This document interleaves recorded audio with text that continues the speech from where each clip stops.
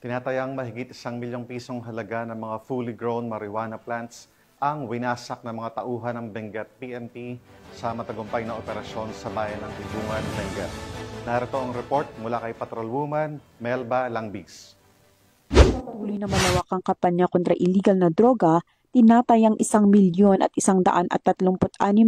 pisong halaga ng fully grown marijuana plants ang nadiskubre ng mga operatiba sa Sitio Bakugan, Takadang, Kibungan, Benguet kamakailan lamang. Ayon kay Police Colonel Lambert A. Suerte, Provincial Director ng Benguet Police Provincial Office, ang operasyon ay nasakatuparan sa pagtutulungan ng mga operatiba sa pangunguna ng 1st Provincial Mobile Force Company, Kibungan Municipal Police Station, Regional Intelligence Division, Philippine Drug Enforcement Agency Cordillera at iba pang unit ng kapulisan. Bagamat walang nahuling cultivator, lahat ng nadiskubring marijuana ay naidokumento at sinunog sa mismong lugar habang ang sapat na sampol ay dinala upang isumite sa Regional Forensic Unit Cordillera para sa qualitative test.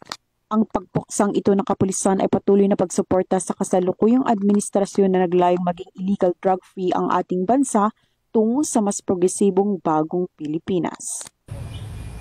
Mula dito sa rehiyon ng Cordillera, ako ang inyong PNN correspondent, Patrolwoman Melba Langbis, alagad ng batas, tagataguyod ng Balitang Pulis.